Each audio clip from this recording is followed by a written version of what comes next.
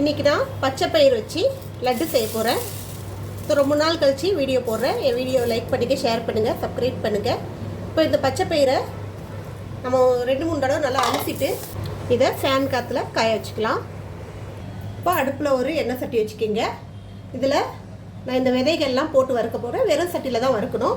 So தர்பூசணி விதை, பூசணி விதை, வெள்ளரி விதை, அதே போல் சூரியகாந்தி விதை, அதோட கொஞ்சோண்டு எள் எடுத்திருக்கேன், வெள்ளை எள், இதோட கொப்பரை தேங்காய் எடுத்திருக்கேன். வெறும் கடையில் வறுத்து எடுக்க போகிறேன். ஸோ இதில் வந்து நான் 200 கிராம் அளவுக்கு பச்சை பயிர் எடுத்தேன். அதுக்கு தகுந்த மாதிரி எல்லாமே ஒரு 10 கிராம் அளவுக்கு எடுத்திருக்கேன். நிறமாகிற வரைக்கும் வறுத்து எடுத்துக்கலாம். இப்போ இந்த விதைகள்லாம் வறுத்தாச்சு, தனியாக எடுத்து வச்சிடலாம். இப்போது இந்த பச்சை பயிர் வறுத்துக்கலாம்.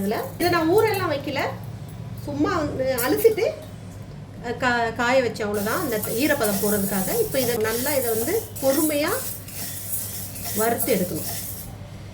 இப்போது இது இந்த அளவுக்கு நல்லா நிறம் மாறுற அளவுக்கு வறுத்துட்டு நல்லா ஆற விட்டுறணும். ஸோ இதை வாயில் போடும்போது நல்லா கடுக்கு முடுக்குன்னு சவுண்டு வரணும். அந்த பச்சை இது டேஸ்ட் இருக்கக்கூடாது. இப்போ நான் இதை மிக்ஸி ஜாரில் போட்டு இப்போ இது இந்த மாதிரி மாவாட்டை அரைச்சி எடுத்துக்கணும்.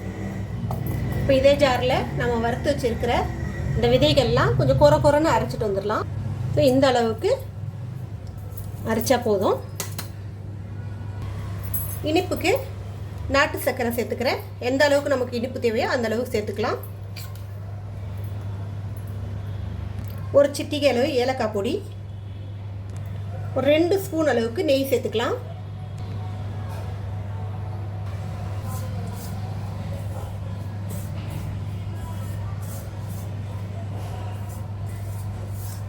இதில் கொஞ்சமாக நாட்டு சர்க்கரை கரைச்சி, வெல்லம் பாகாட்டம், ரொம்ப பாகெல்லாம் கிடையாது, சும்மா தண்ணியாக இருந்தாலே போதும். ஸோ கரைச்சி ஊற்றணும் லைட்டாக. அது சுடுது அடுப்பில் வச்சு கரைச்சி ஊற்றிக்கிங்க. அந்த மாதிரி செய்யும்போது என்ன ஆகும்னா நமக்கு உருண்டைகள் நல்லா சேர்ந்து வரும்.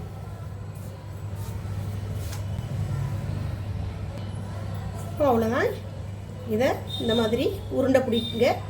ஸோ இதை உருண்டை பிடிச்சி நீங்கள் கிட்டத்தட்ட 10-15 நாள் ஸ்டோர் பண்ணி வச்சுக்கலாம். ஃப்ரிட்ஜில் வச்சிங்கன்னா 1 மாதம் என்ன கூட வைக்கலாம், ஒன்றும் ஆகாது. அவ்வளோதான், நல்லா ஆரோக்கியமான லட்டு ரெடி ஆகிடுச்சு. இந்த லட்டு குழந்தைங்களுக்கு ஸ்கூலுக்கு ஸ்நாக்ஸாக வச்சு கொடுக்கலாம், ஈவினிங் டைம் ஸ்நாக்ஸாக கொடுக்கலாம்.